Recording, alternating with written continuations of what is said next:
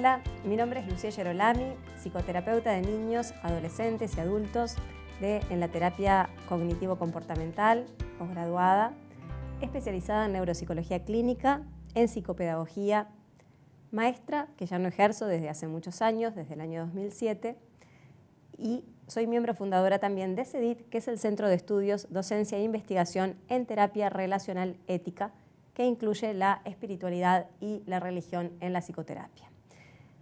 Gracias por formar parte de este módulo de Escuela de Padres, donde hoy vamos a estar hablando de cómo generar vínculos no violentos en la familia, más bien cómo generar vínculos saludables. Bueno, básicamente antes de entrar a hablar sobre lo que es los tips o las pautas para, tips, es un tema muy amplio. Sobre una convivencia armónica es importante hablar sobre qué es la violencia, cómo se gesta, cuáles son las causas de la violencia. A grosso modo podemos decir que la violencia se estructura en primer lugar en la familia y básicamente corresponde a dos problemas básicos. Uno que tiene que ver con los estilos de crianza, que podemos hablar básicamente de 4 estilos de crianza: el asertivo convincente, que es el que todos desearíamos poder apostar en nuestra sociedad, el autoritario, el permisivo y el negligente. Ahora después vamos a entrar en eso. También, por otra parte, uno de los grandes temas que se genera como fuente de violencia en la familia es cuando la autoestima del niño no se desarrolla adecuadamente. El concepto de autoestima, que trabajamos en la terapia cognitivo-comportamental, que a veces por ahí se dice la autoestima, ¿qué es esto tan vago, tan inocuo? Es un concepto, no es algo, es un concepto muy importante. ¿Por qué es un concepto importante? Auto, yo me estimo, ¿no? ¿Cómo se estima cada uno? Y ahí surge a partir de dos esferas importantes que tienen que ver con el merecimiento de los éxitos personales por una vía y por otra parte el sentirme merecedor de afecto, que tiene que ver con el amor incondicional de los padres. Entonces los pequeñitos, ¿no?, cuando van desarrollando su personalidad, acá vamos a hablar primero de los niños y luego de los padres, de la violencia en todas las edades dentro de la familia, para después pasar a ver cómo corregir todo esto o dar algunas pautas de cómo mejorar la convivencia dentro de la familia de forma saludable. Bueno, cuando los niños empiezan a generar, tienen 4 o 5 años, de acuerdo a su desarrollo cognitivo, más o menos por esa edad, empiezan a compararse con otros niños ya. Antes, si tienen alguna dificultad específica del aprendizaje, ya sea una dislexia, una discalculia, lo que fuere, un trastorno de conducta, un déficit atencional, alguna dificultad visual propia física, ¿no? Ellos no se dan mucha cuenta, una dificultad fonoaudiológica, por ejemplo. Pero cuando entran a crecer entre los 4, 5, 6 años, empiezan a compararse con sus compañeros y empiezan a ver que ellos no logran lo mismo que el resto. Les pasa a muchos niños. Y allí su autoestima entra en detrimento. Y ahí es cuando a veces los padres dejan pasar, no todos, ¿no?, pero minimizando el problema o diciendo, bueno, esto ya se va a resolver, dejémoslo ahí. El niño, mientras tanto, se va sintiendo cada vez más pequeñito. Y ahí empieza a menoscabarse su autoestima por una parte. Por otra parte, los problemas que tienen que ver, esto lo he estudiado mucho en psicopedagogía y en neuropsicología clínica, todas las dificultades del aprendizaje específica y trastornos de conducta como el déficit atencional y tantos otros problemas generan sí o sí problemas en la autoestima y por lo tanto a la larga traen también trastornos de conducta. Por otra parte, hay niños que ya nacen con un carácter difícil. Podemos hablar de 3 grandes tipos de caracteres. Esos niños que nacen bonachones, digamos, tranquis, ¿no? Después los que nacen ya como un carácter ahí intermedio y los niños de carácter difícil. Estos niños son así, víctimas que casi de cajón van a ir a una situación de violencia intrafamiliar, porque los padres no tienen estrategias desarrolladas en general, no hay que generalizar, pero en la gran mayoría, todos vienen al asesoramiento a padres a decir, yo no tengo el manual psicóloga del libro de escuela de padres. Está habiendo cada vez más bibliografía, pero la verdad es que a veces no saben cómo hacer. Entonces ahí es cuando empiezan a enojarse con este niño difícil o con este niño que tiene trastornos de conducta y empiezan a gritarle. Y ahí empieza el estilo que impera de crianza autoritario. El cinto, la patada a tiempo, el grito, el insulto, te humillo porque vos que estás de vivo, ¿no? Son cosas que pasan y que todos escuchamos. O el permisivo, el estilo de crianza permisivo, bueno, mira, yo contigo ya no puedo, hacer lo que tú quieras, ya está. O el negligente, que sucede en todas las esferas socioculturales, ¿no? Que es, bueno, el niño que prácticamente se cocina solo, se hace todo solo o está a cargo de las niñeras sin que los padres pasen en ningún momento por ellos. Entonces, ahí se van a ir generando. ¿Cómo se desarrolla la personalidad? Tiene básicamente tres grandes elementos, como si fuera una ensaladita que vamos a hacer un mix, ¿no? Valga la salvedad de la ensaladita con el niño, pero bueno.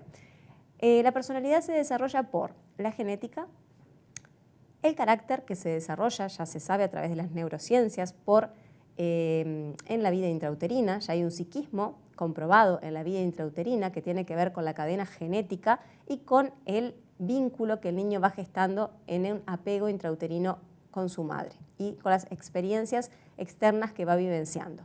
El niño entonces tiene una cadena genética, ahí es un elemento, tiene también por otra parte esto que es el carácter, que cuando nace, por algo los mellizos cuando nacen traen básicamente, vienen de la misma madre, mismo contexto, pero de repente uno llora todo el día y el otro se prende perfecto al pecho, todo divino. ¿Por qué? Porque tienen caracteres diferentes. Ese es el segundo elemento.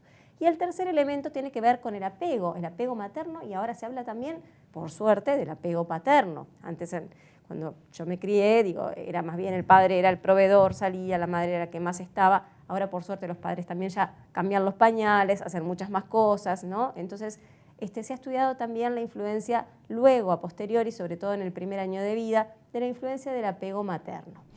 Y también todo lo que tiene que ver con este tercer elemento, que es el contexto sociocultural, que influye en el desarrollo de la personalidad. Cuando estos niños son complejos o tienen un carácter difícil, en general se complica la situación, como recién comenté, su autoestima entra a desmerecerse y no hay lenguajes asertivos, hay gritos, entonces empiezan a replicar modelos violentos en la familia. ¿Esto qué es a lo que conlleva? A lo que llamamos los trastornos de la personalidad. Básicamente, vamos en camino de generar 3 o 4 grandes trastornos de la personalidad, como muchos otros, pero muchos que tienen que ver con la violencia son el narcisista, el obsesivo-compulsivo y el psicopático. En casi todos, lo que se pretende como objetivo en la personalidad, que eso se termina de configurar evidentemente sobre la adolescencia, un poco más adelante, porque, bueno, después veremos cómo lo podemos revertir, ¿no? Pero bueno, en estos casos lo que se pretende es, estas patologías pretenden controlar al otro, tener poder. ¿Por qué? Porque eso tiene que ver con un desmerecimiento de su propia autoestima. Entonces, ¿qué es lo que buscan? La víctima perfecta. Cuando se van a enamorar, ellos o ellas, narcisistas o obsesivos, buscan a quien controlar. Y ahí es donde reside el principal problema de la violencia. En las psicopatías, que se dan en menos, por suerte, aparece también el elemento del disfrute y la estrategia generada para gozar de hacer sentir mal al otro. También se relaciona con elementos, o sea, neurofisiológicos, por supuesto, pero también con problemas en la crianza. Hoy en día se sabe que influye mucho más el contexto sociocultural y la crianza en las patologías que lo genético. Eso está comprobado científicamente desde las neurociencias. Bueno, puntualmente explicando todo esto, vemos cómo hacemos para estas pautas de convivencia armónica. Es muy importante también aquí. Ya hablamos en realidad un poquitito, que vamos a adentrarnos un poco más en cómo mejorar la autoestima, cómo trabajar el estilo asertivo de crianza, ¿no? El estilo de crianza asertivo. Y también quiero mencionar la terapia relacional ética, cómo puede influir positivamente también, más allá de que yo soy terapeuta cognitivo-comportamental, también me formé en psicoanálisis, tomo ahí desde FUPSI, me apoya en esto, la Federación Uruguaya de Psicoterapia, puedo tomar algunas cuestiones de la caja de herramientas, ¿no? Pero bueno, básicamente sí, decir que la terapia relacional ética nos aporta muchísimo en lo que es la enseñanza a las familias en general, en el asesoramiento de revisar su escala y su esquema de valores, lo que está bien y lo que está mal para uno mismo, ¿no? Tratar de hacer el bien, de actuar bien, sobre todo en estos padres que a veces o madres son psicopáticos o narcisistas y que ejercen el control y que muchas veces, digamos, está la mentira colada en el medio. Entonces, cuando llegan al primer enamoramiento, digamos, son grandes seductores, grandes engañadores, ¿no? Engañan también luego cuando tienen sus hijos a los técnicos de la salud, que por suerte hoy se van especializando cada vez más. Pero bueno, es algo bastante complejo, ¿no? Entonces ahí es ir ayudando y asesorando en este crecimiento de valores. ¿Qué ganas tú con esto? Yo he atendido pacientes desde este modelo, desde interrelación de terapia cognitivo-comportamental con terapia relacional ética, que han podido realmente beneficiarse de este enfoque y desarrollar su espiritualidad a través del perdón y a través de el aprender como dijo Jesús, el modelo de Jesús, a seguirlo, ¿no? Amar al prójimo como a ti mismo, ¿no? Y haz por los hombres lo que te gustaría que hicieran por ti. Eso es muy importante. Bueno, eso es desde el punto de vista del aporte de la terapia relacional ética, el crecimiento en espiritualidad, que es infinito, por suerte no tiene techo, ¿no? Y por otra parte, desde la terapia cognitivo-comportamental, sí explicarle al padre que la violencia engendra violencia y que están equivocados cuando creen que una buena patada a tiempo está correcto. Eso lo que hace es que a la larga realmente ellos, los niños, cuando sean adultos, los vayan a maltratar también a ellos y además van a ser también seguramente víctimas de bullying o no van a saber defenderse asertivamente en la escuela o van a realizarle bullying a otras personas o mobbing en la adultez.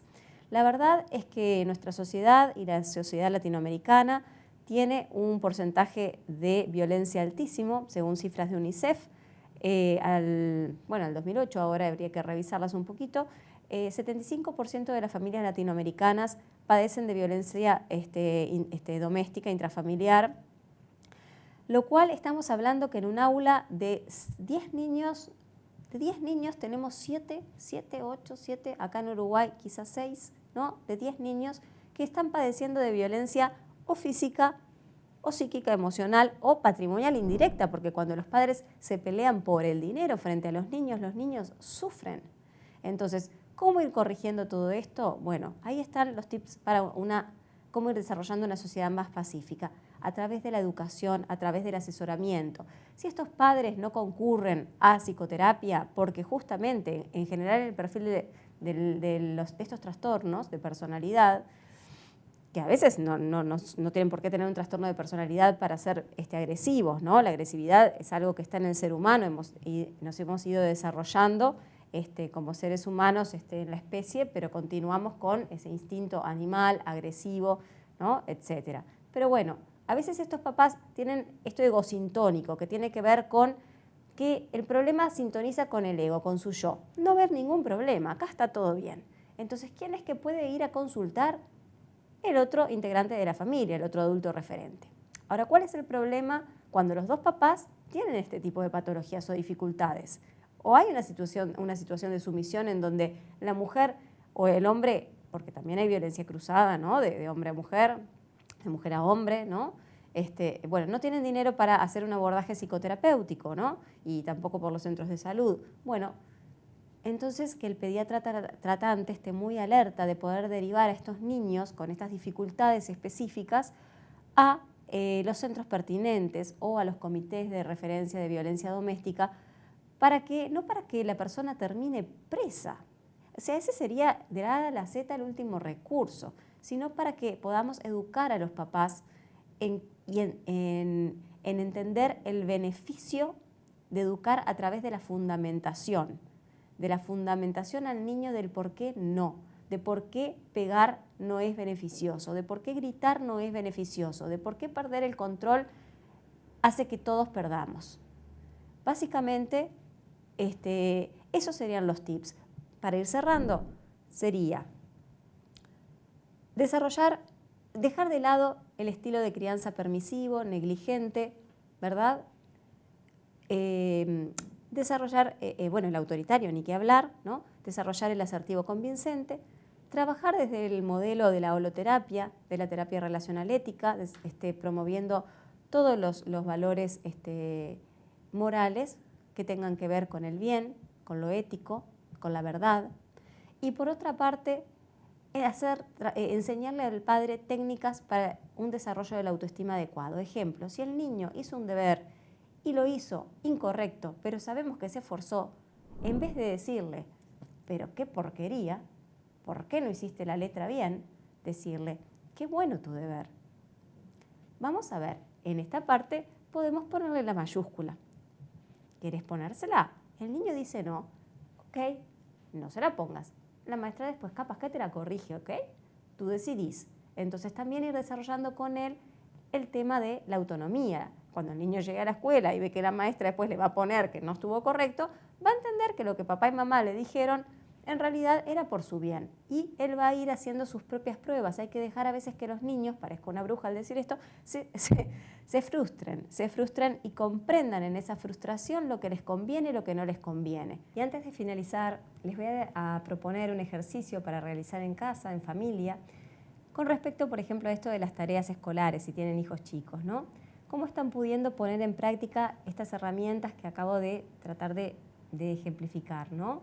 Si el chico se equivoca o si no quiere hacer los deberes, ¿cómo es que están haciendo? Si es que se enojan, les gritan o pueden conversar con ellos, dialogar, dejar que se equivoquen y que lleven a la escuela y a la vuelta preguntarles. Bueno, ¿cómo están pudiendo poner en práctica este desarrollo de este lenguaje asertivo, ¿no? O este estilo de crianza a nivel familiar? ¿Qué pasa cuando ustedes se enojan? Si están pudiendo de repente respirar profundo, hacer un conteo calmante y entender que el control lo tienen ustedes como padres y que si bien el vínculo es asimétrico, bien, ellos no mandan, pero sí ustedes pueden trabajar con ellos de distintas maneras en hacer que ellos vayan desarrollando su autonomía. Si quieren, por ejemplo, ahí está el canasto, como dice Natalia Trenki, del sí, el no y el puede ser. Sí hay que bañarse, sí hay que lavarse los dientes, no se puede pegar, no se puede gritar, ¿sí? De repente se puede negociar, pero sí se puede negociar un cumpleaños. Y se puede negociar también hasta qué hora vemos la tele, antes de irme a lavar los dientes o a qué hora me baño. Entonces, este ejercicio, imagínense que ustedes están viendo la película o la novela que les encanta y vengo yo y les apago la televisión en el momento que a mí se me ocurre. ¿Qué emoción se genera? Ahí el desarrollo de la empatía, ¿no? Poder ponerme en el lugar del niño. Toda persona, antes de decir te vas a bañar ahora porque yo lo digo, nadie quiere ese autoritarismo. La autoridad no es autoritarismo. Entonces es decirle, faltan 15 minutos para que tú puedas ir a bañarte. Ve finalizando. Cuando falten 10, le decimos faltan 5. Y hacer ese ejercicio. Cuando faltan 15, le podemos dejarle un plus y ahí sí marcamos la diferencia. De la A a la Z, poner en práctica que la Z será el castigo y que la A siempre es la fundamentación y el diálogo con el niño que comprende mucho más de lo que los adultos a veces creemos. Muchas gracias.